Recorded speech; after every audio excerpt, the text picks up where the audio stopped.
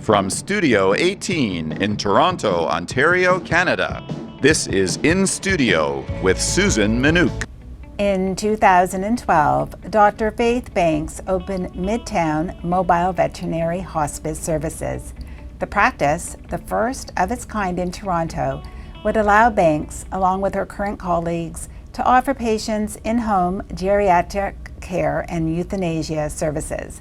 Equally as important, Dr. Banks devotes time to offering pet owners and families the emotional support needed when grieving the loss of their departed pet. Welcome to the studio, Dr. Faith Banks. Dr. Banks, hi. Hello, nice to see you. Nice to see you too.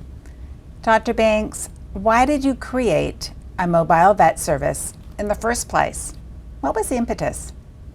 Well, I had been a vet for about 16 years already. I've been practiced for 26 years now. And 16 years in, my dog started getting older. And I noticed all the changes that she was going through. She was having mobility issues. She was getting anxious, especially in the evening. She was pooping in the house. Lots of different changes that I was seeing with her. And I thought I need to sort of dive into this a little bit more and find out everything I can do to help her. And so I became more interested in geriatric care and pain management. And then I found an article about animal hospice, and I knew that this was what I wanted to do. And so I shifted the way I practiced and started a service just by myself. Faith, please share some of the ways you help pet owners and their pets in your home visits. So I think we help them in many ways. It's obviously a very sad time for them, and it's just heartbreaking. But being able to be at home relieves a lot of stress for the family that we're helping and for the pet, because they're in their favorite place, which is their home. Our doctors, so I started off, it was myself. We have a team of 10 doctors now, 10 veterinarians, and we all understand the human-animal bond, and we know how loved these pets are and that they are family. And so when we give information and share sort of what is happening and what path either the disease is going to take or what the in-home euthanasia will look like, we come from a place of compassion and understanding and support as we help navigate through that time with the family. Dr. Banks, your passion, attention, and care in helping animals to leave the physical world with the utmost dignity and love in the comfort of their own home has made you something of a trailblazer in the veterinary world. Where does this unusual empathy for animals come from?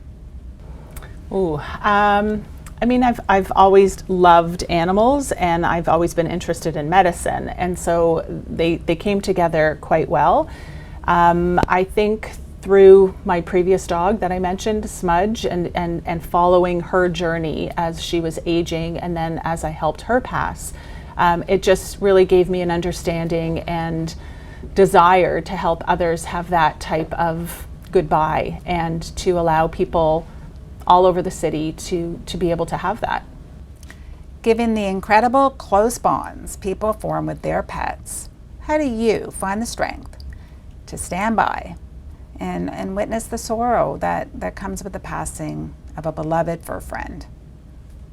That's a good question. And we go to someone's house and we open the door, and the first thing they say is, "You have the worst job in the world." And by the time we leave their home, or by the time I leave, they get why I do it. And I feel that it is really an honor to be there and to walk the family through the process, and to ensure that the pet has the most beautiful, peaceful, loving goodbye that they can have. And although it's sad, I feel good about what I'm doing, because I know that I'm doing good.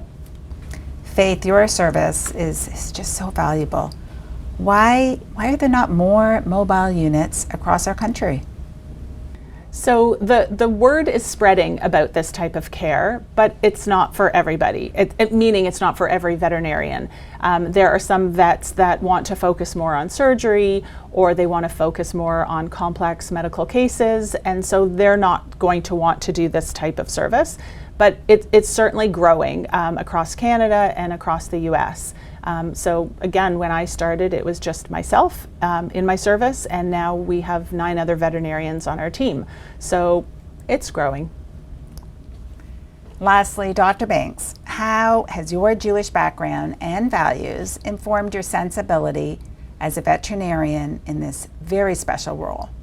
Well, I'll tell you about a new service that I've offered that does make me reflect on being Jewish, and that is a service called aquamation.